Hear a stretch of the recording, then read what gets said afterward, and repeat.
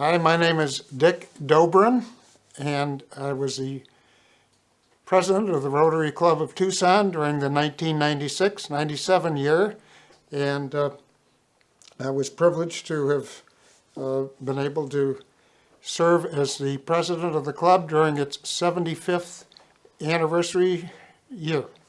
All right, Dick, tell us a little bit about what was going on in the world, in our city, in our country, in our club at the year you took over as president. Just give us a little, like a time capsule. What was going on?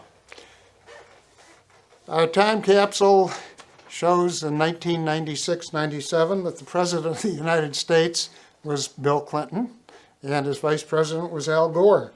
The population of the United States was about 267 million, and the population of the world was 5.8 billion people. The unemployment rate was 4.9%, and the U.S. postage for a first-class letter was 32 cents. Anyway, the Super Bowl that year was won by Green Bay over New England. In the World Series, the Florida Marlins defeated my Cleveland Indians, unfortunately, but the NCAA champions for that 1997 was the University of Arizona over Kentucky. That was a good year. Dick, as you took over as club president, did you have any goals or things that you really wanted to accomplish during your year as president? The goals that I set for the club were many. In my newsletter, I wrote, "I'm proud to be your president for the coming year and appreciate that I'm caretaker for 1 year of the club with traditions and a rich history that make it great. Joining a list of those who have led this group makes me feel humble but determined to keep our past as a guide to the future." We had the also Proyecto Amanecer was working at the time. That was our program to train the Mexican doctors in heart situations and heart procedures for children. And we started that before my year, but we had the Mexican doctors come up to learn how to do these procedures and help set up the program in Mexico. And that was one of the great accomplishments of the year. We also started, helped to get going the Saddlebrook Club with Rotary Club. And there was a little controversy about that because some of the clubs in the Northwest didn't seem to want the competition. But our club sponsored the Saddlebrook Club, and it was just an up-and-coming retirement-type community at the time. And there were a lot of former Rotarians who lived there and wanted their own club. So we did sponsor them, and that was culminated at the end of the year with a large get-together and installation of the club. And Tony Brockington, our district governor, came over from Yuma and helped us to get that started. So that was a good thing. The Orville McPherson Award that year was won by our past president, Phil Silvers, who went on to become district governor, and then went on to become a Rotary International board member. And he was always a big part of our club and a great mentor for me. During my presidency, we had a big hurdle. Our longtime executive secretary, Helen Middleton, had a heart attack in February. She practically ran the club, and it got my agenda ready every week. So it was a real blow when she wasn't there. The biggest problem that we had was our bulletin. The bulletin was put together and then sent to a printer, not done on desktop in those days. And if it weren't for Pete Hirschberger Jr., I don't think we would have had a bulletin every week. But he stepped up to the plate and really put the bulletin together and helped with the agenda. And with our program chairman, Bob Schaff, doing a fantastic job of providing wonderful programs.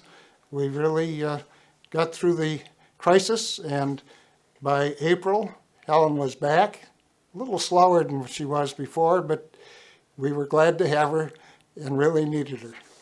That must have been really hard to run a meeting 52 times a year as club president without Helen. And was that hard for you to be up at that podium each week, or was that something that you grew more comfortable in doing?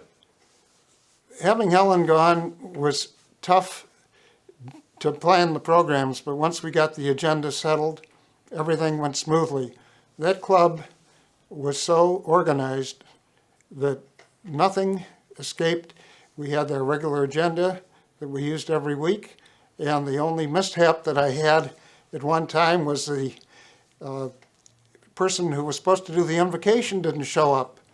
I called their name and nobody here. So I said, well, okay.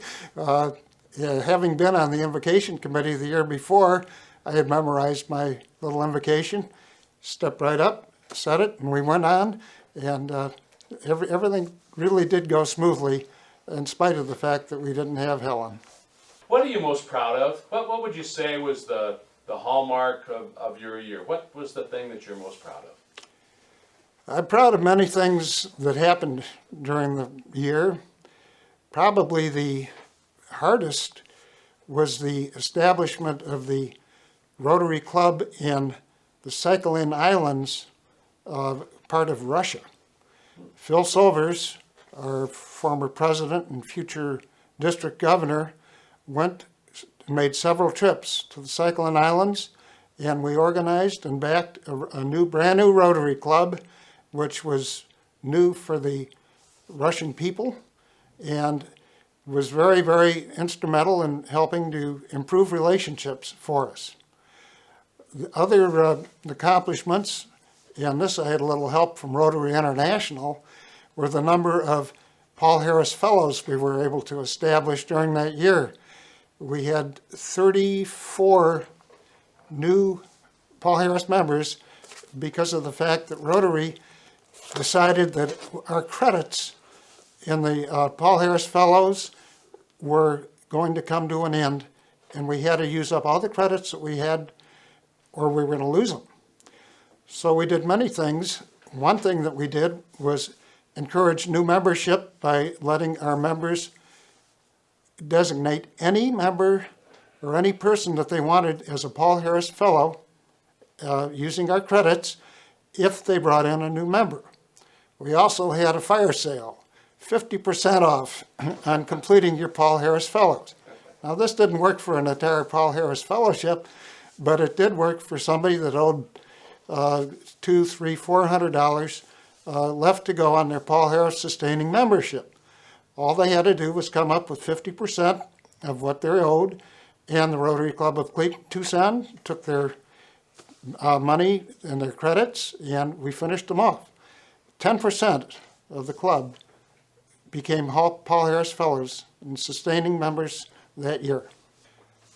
You know, we had a lot of great programs, but probably the funniest moment was the time that Steve Kerr, our former basketball player and then a member of the Chicago Bulls, came and spoke to us. And Steve had his little 2-year-old daughter with him at the time because his wife couldn't find a babysitter that day. Steve came in and he had on a white t-shirt and was carrying his daughter, and came time to give his little talk, and he got up and the daughter became very fussy. So one of our waitresses came up and gave him a chocolate chip DoubleTree cookie. And that was wonderful to get the daughter quiet, except that her hands became just full of chocolate. And every time Steve would talk, the little hands would go all over his shirt, and his shirt was completely covered with chocolate by the time he was done with the speech. But it was great anyway, and of course Steve is appreciated by all of us.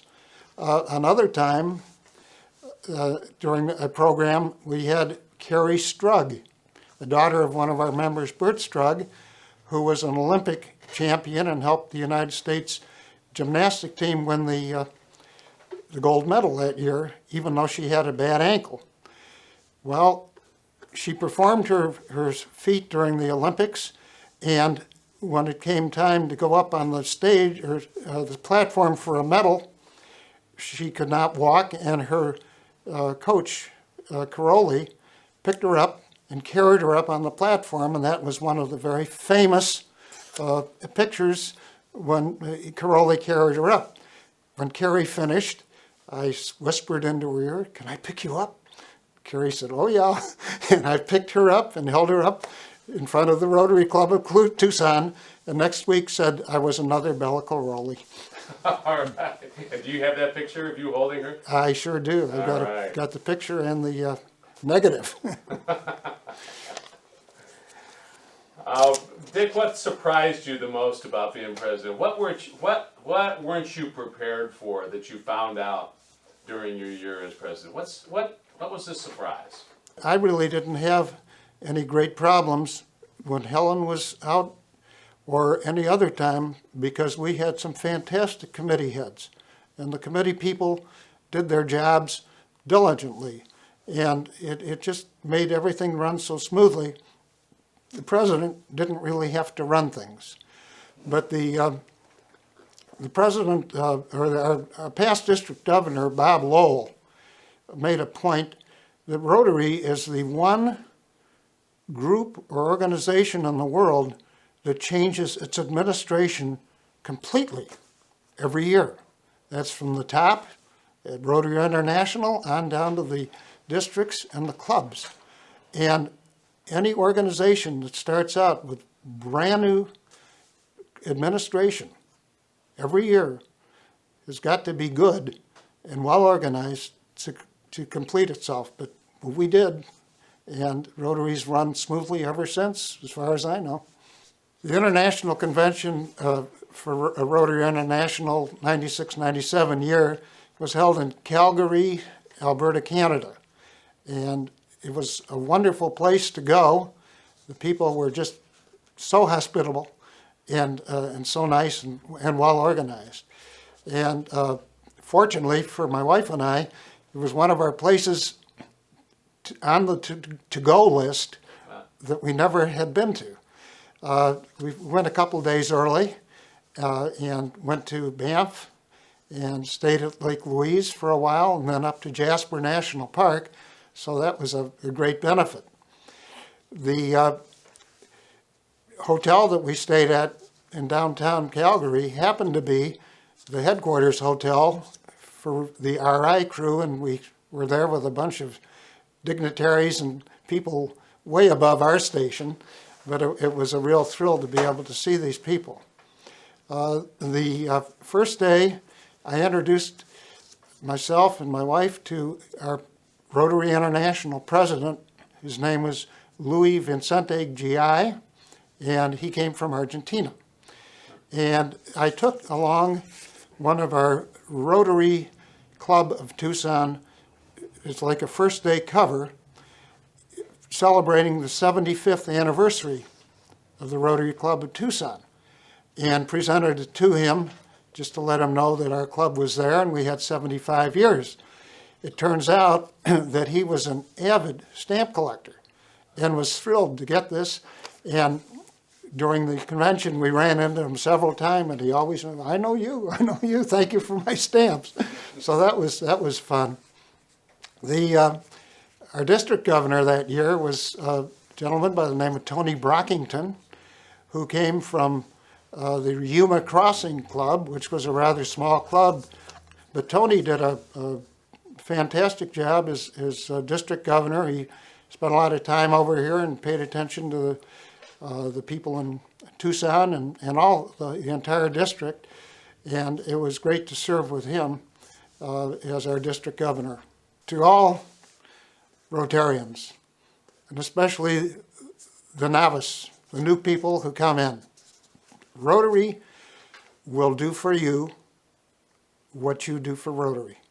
As much as you want to get out of Rotary, if you put it into it, you're going to get it back in spades.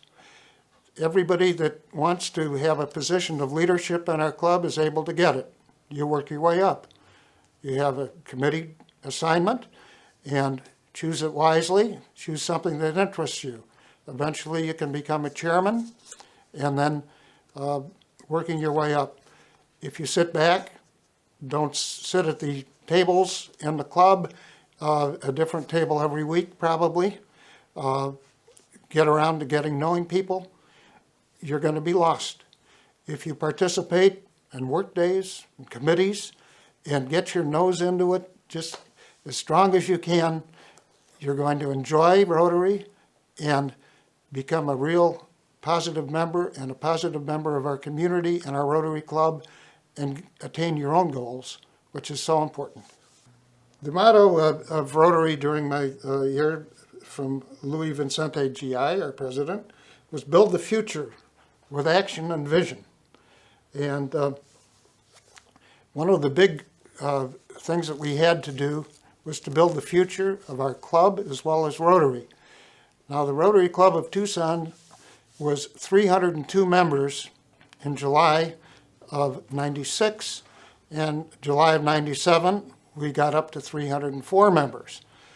We were the biggest club in Arizona at the time. The Rotary Club in Phoenix, the Rotary 100, the big club they called it, had 280 members. So we were proud. But it was our committee that went out and replaced the members that left. And every year Rotary Club has approximately 10% of its members leave the club and you have to replace them. So when you can hold even, it's great.